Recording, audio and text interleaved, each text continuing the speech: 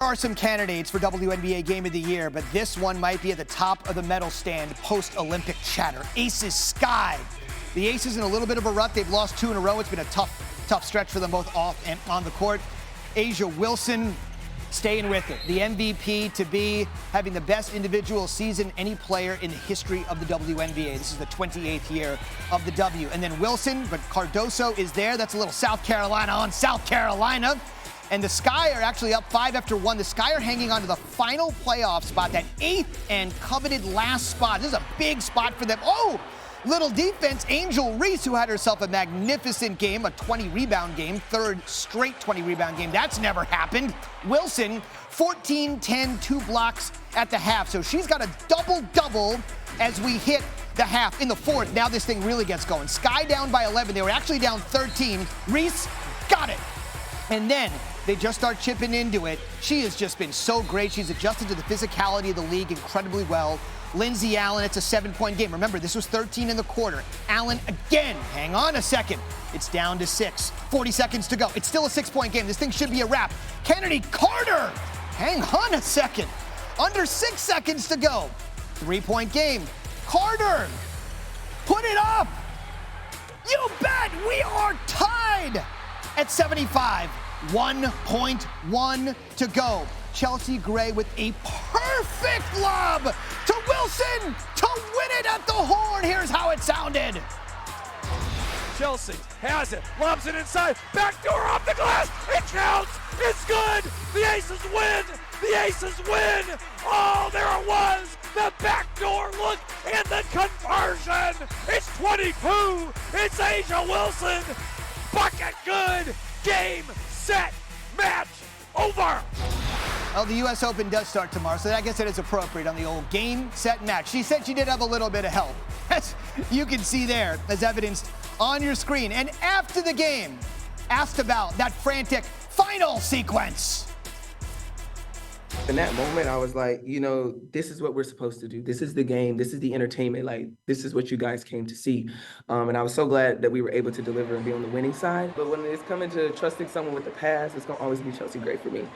She's going to always deliver it on time. And I know she gets anxious and mad when she can't deliver it on time. But when it comes to just crunch time, oh, please, I trust Chelsea with the ball no matter what. So I was very confident.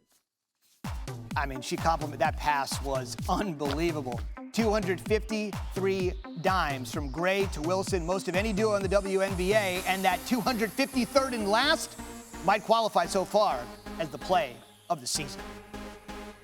Man, those stats, just some of the array of incredible numbers from today's game. For more perspective, the Hall of Famer and the 6-year WNBA veteran Rebecca Lobo joins us on SportsCenter. It's hard to wax poetic after the best player in the league went 8 for 28 from the field, but despite her struggles, clearly proving she's the MVP to be. Just take me through that last sequence, one simple sequence of hundreds of thousands throughout the course of a year to kind of show you the player that A'ja Wilson is.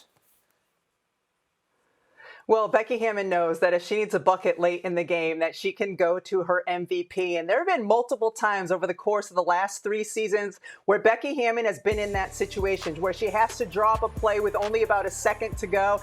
And every time she's able to get someone on her team a great shot. Perfect screen by Kelsey Plum, a great pass by Chelsea Gray, and then A'ja Wilson is able to finish. And A'ja was frustrated for quite a bit of this game. She had 20 field goal attempts in the first half alone. As you mentioned, she wasn't her normal efficiency. It didn't matter. She still ended up with 20 points, 18 rebounds, and then the shot to win the game. So just a remarkable play drawn up by the coach and great execution by her players. All part of a remarkable season. It ended a little mini rut for Las Vegas. They've also had a really difficult month both on and off the floor. This has to be a great respite in the moment. Last thing, I mentioned Angel Reese. You saw it in the highlights. 3rd straight 20-rebound game, a feat never accomplished by any woman ever in the WNBA. I mean, you were a front court player. That's how you became a Hall of Famer on the front line. Take everyone inside the mindset to emerge with a board total like that in back-to-back-to-back games as a rookie in the best league in the world.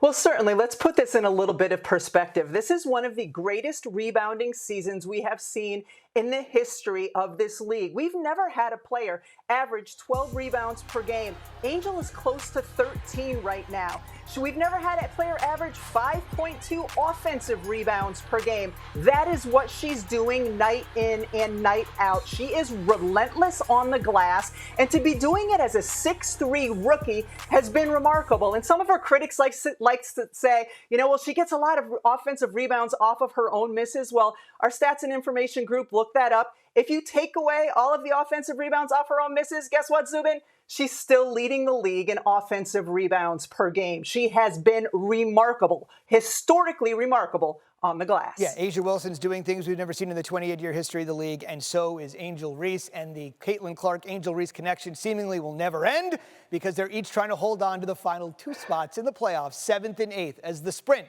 to the 40-game regular season draws closer. Rebecca, thank you.